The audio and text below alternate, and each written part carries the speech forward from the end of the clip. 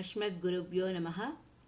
అందరికీ ఆరోగ్యం కార్యక్రమంలో ప్రతి ఒక్కరూ తమ జీవితంలో తప్పక తెలుసుకోవాల్సిన కొన్ని విషయాల గురించి చూద్దాం.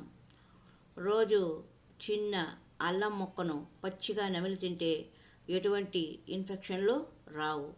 వారానికి 2 సార్లు బీట్రూట్ తింటే శరీరంలో కొత్త రక్తము తయారు అవుతుంది. మధ్యాహ్నం భోజనం తర్వాత చిన్న బెల్లం ముక్కను తింటే భుక్తాయాసము ఉండదు, అజీర్తి ఉండదు. వారానికి 2 సార్లు బెండకాయలను తింటే షుగరు తగ్గిపోతుంది. తరచుగా ద్రాక్ష పళ్ళను తింటే కీళ్ళ నొప్పులు తగ్గుతాయి.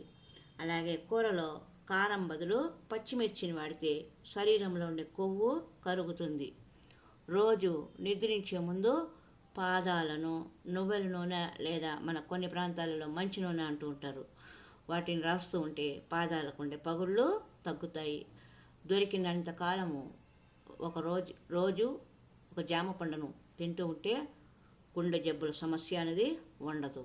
వారానికి ఒక్కసారైనా రాగి పిండిని రొట్టెగాను, జావగాను లేదా సంగటి ముద్దగాను తయారు చేసుకొని ఆహారంలో తీసుకున్నట్లయితే శరీరం లోపల ఉండే అనేక రుగ్మతలకు ఉపశమనము మరియు మెదడుకు, కళ్ళకు చల్లదనము కలుగుతుంది.